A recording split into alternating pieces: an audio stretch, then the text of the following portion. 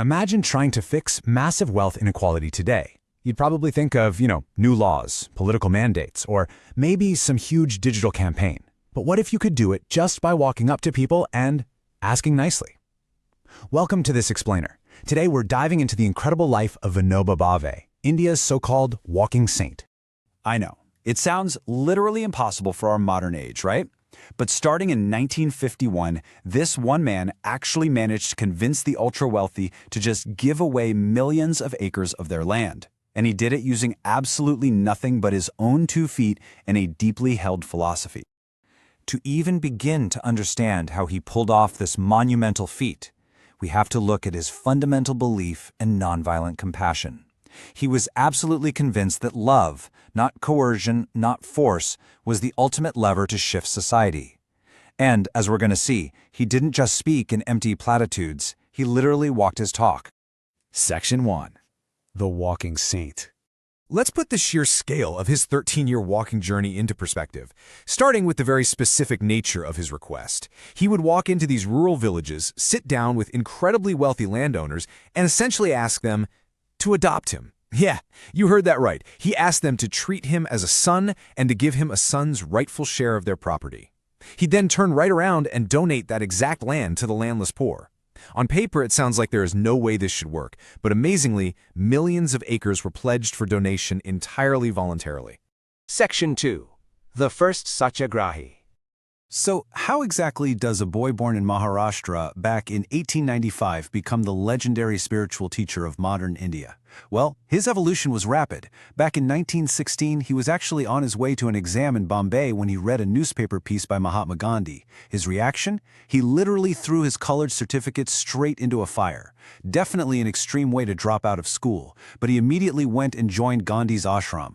Fast forward to 1940, and his dedication was so absolute that Gandhi handpicked him as the very first individual satyagrahi to stand up against British colonization.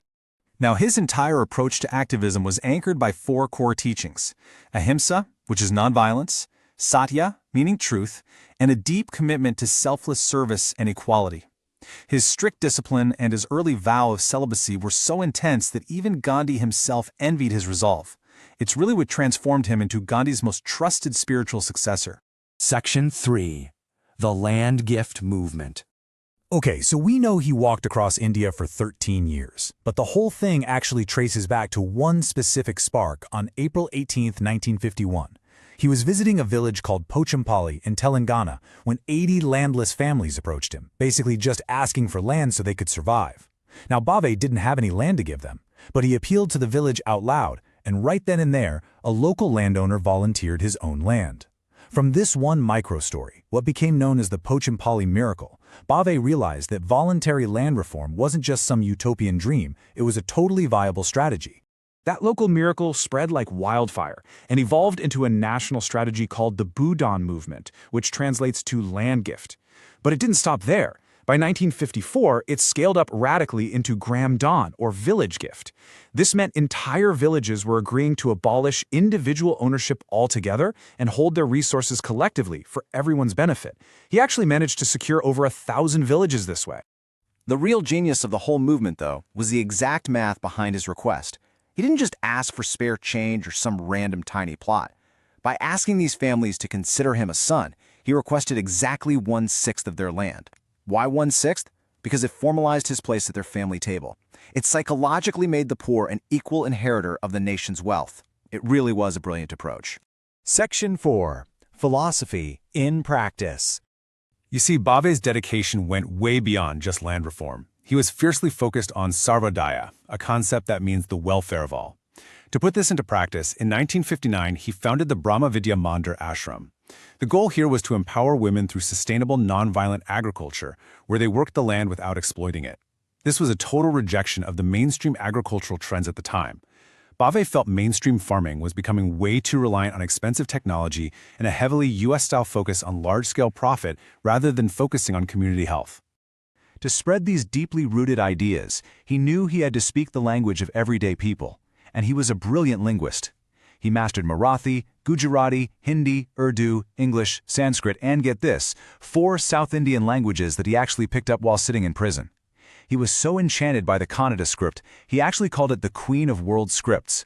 Using all these skills, he translated the Bhagavad Gita into Marathi, making sure everyday people, not just the highly educated elite, could deeply connect with its teachings. Section 5. A Complicated Legacy. Now, to be fully objective here, the story of Vinoba Bhave isn't just one of universal praise. We have to look at how his unwavering, somewhat rigid philosophies ended up clashing with the really gritty realities of 1970s Indian politics. So, on one side, you have this revered champion of human rights and Gandhi's spiritual successor. But on the flip side, his later political stances led his opponents to label him a Sarkari Sant, which derogatorily translates to government saint. The massive tipping point for this controversy was the 1975 Indian emergency imposed by Prime Minister Indira Gandhi, which suspended a ton of democratic freedoms.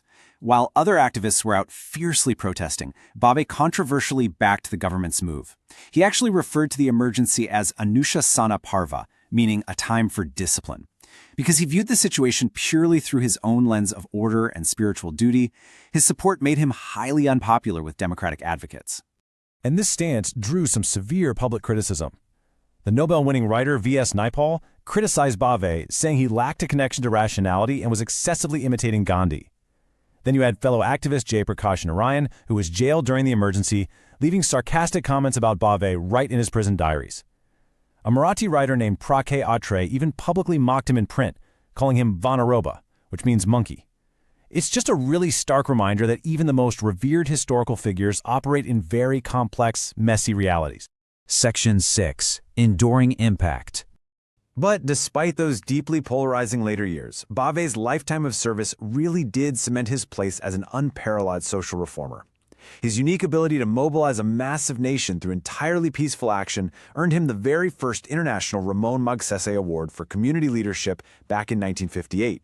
And a year after his death in 1982, after he literally refused food and medicine in his final days, he was posthumously awarded the Bharat Ratna. That is India's absolute highest civilian honor.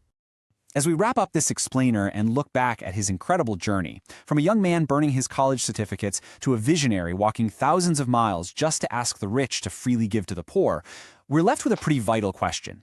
In our modern world, one that is so heavily driven by technology, consumerism, and profit, is this kind of selfless, radical compassion and voluntary social change even possible today? It's definitely something to seriously think about. Thanks for joining me, and keep exploring.